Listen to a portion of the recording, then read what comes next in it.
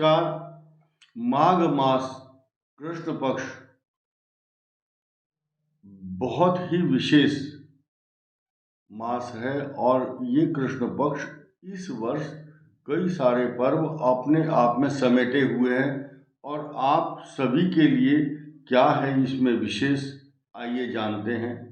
सबसे पहला पर्व संकष्ट चतुर्थी, जो सभी मनोरथ पूर्ण करने वाला पर्व होता है और गणेश जी की पूजा का विशेष महत्व है। इसमें खास बात यह है कि गणेश जी पुत्र संतान की रक्षा करने वाले, जिनके यहाँ संतान नहीं है वो संतान के प्रदाता हैं, देने वाले हैं। आप गणेश जी की आरती सुनते हैं, अंधन को आंख देत, कोढ़िन को काया, बांझन को पुत्र देत, निर्धन को माया, समस्त सुख और वैभव, रिद्धि सिद्धि और समृद्धि के प्रदाता भगवान गणेश का जो पर्व है वो 10 तारीख को जनवरी को होगा। उस दिन आश्लेषा नक्षत्र और मंगलवार का दिन है।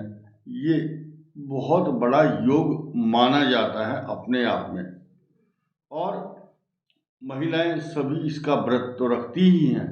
उस दिन ओम गम गणपतये नमः, ओम वक्रतुंडाय नमः या ओम गणेशाय नमः। गणेश जी की पूजा दूब घास लेकर के जो करता है, दूब घास को सीधे करके 4 पीस लिए, धागे में बांधा और चढ़ा दिया भगवान गणेश जी को, और 5 लड्डू। 5 लड्डू ही क्यों? क्योंकि पृथ्वी जल तेज वायु आकाश ये 5 तत्व हैं और 5 परमेश्वर भी हैं। तो और 5 कर्मेंद्रियां हैं, 5 ज्ञानेंद्रियां हैं। इन 5 के समूह को ध्यान रखें। 5 दूब घास ले लो, 5 लड्डू, और 5 बार चढ़ाते समय मंत्र तो जरूर पढ़ें, और आरती करते समय और धूप देते समय 5 बार ही इस प्रकार आरती घुमानी चाहिए, कम से कम 5। तो ये 5 का जो अंक है इसमें बहुत बड़ा महत्व रखता है।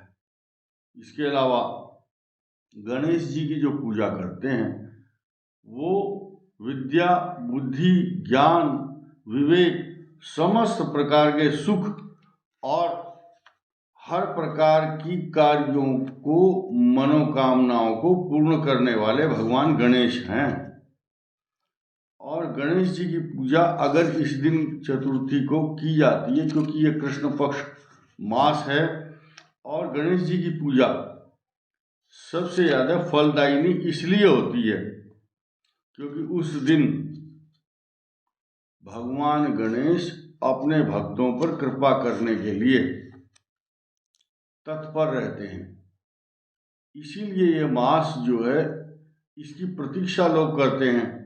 और अंग्रेजी हिसाब से नव वर्ष आया है, और नव वर्ष में पहला ही पर्व, सबसे महत्वपूर्ण पर्व आया है, तो ये समस्त रिद्धि सिद्धि समृद्धि का देने वाला कहा गया है। लड्डू चढ़ाना गणेश जी को, और भगवान गणेश जी को शाम के समय, देखिए तारायण और चंद्रायण का व्रत करना शास्त्रों में लिखा है महिलाओं के लिए। और जब जल देते हैं चंद्रमा की ओर मुख करके, एक बहुत खास बात लोग पूछते हैं, जी चंद्रमा दिखाई नहीं दे रहे हैं तो हम क्या करें?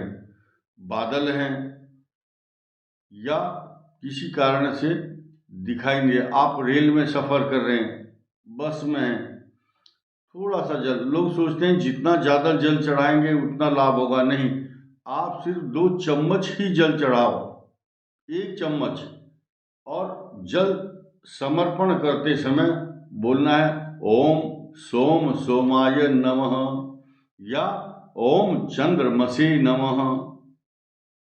संस्कृत में चंद्रमा जब बोलते हैं तो चंद्रमाय नमः नहीं होता। क्यों? चतुर्थी विभक्ति चंद्रमसे नमः। तो उच्चारण अगर आप नहीं जानते, सिर्फ हाथ जोड़ो कि हे चंद्रमा देवता, आपको हम प्रणाम करते हैं, अर्घ्य दे दो, आपका स्वीकार होगा। और लड्डुओं सहित भगवान गणेश जी की पूजा करने से, चंद्रोदय के समय जल चढ़ाने से देखिए क्या क्या कष्ट दूर होते हैं। मानसिक,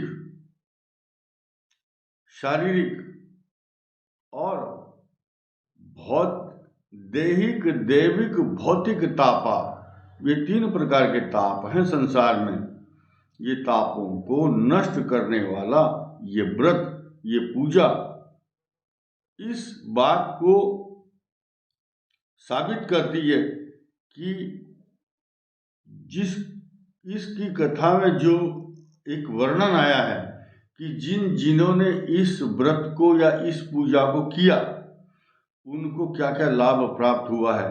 तो आप एक बार जरूर करें, और ऐसा करने से आपके ग्रह दशा, आपके पितृ आपके ऊपर कृपा करेंगे, आपको मान सम्मान मिलेगा, आपके बच्चों के अंदर विद्या बुद्धि की कुशलता, कुशाग्रता, ज्ञान और शिक्षा का प्रादुर्भाव होगा, आपके घर में खुशियां आएंगी।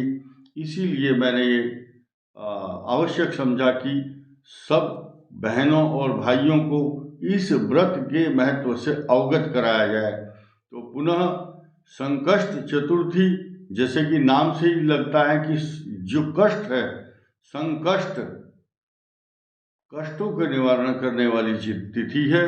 भगवान गणेश जी की पूजा करें, आपको सब प्रकार के मनोरथ पूर्ण होंगे। धन्यवाद, नमस्कार।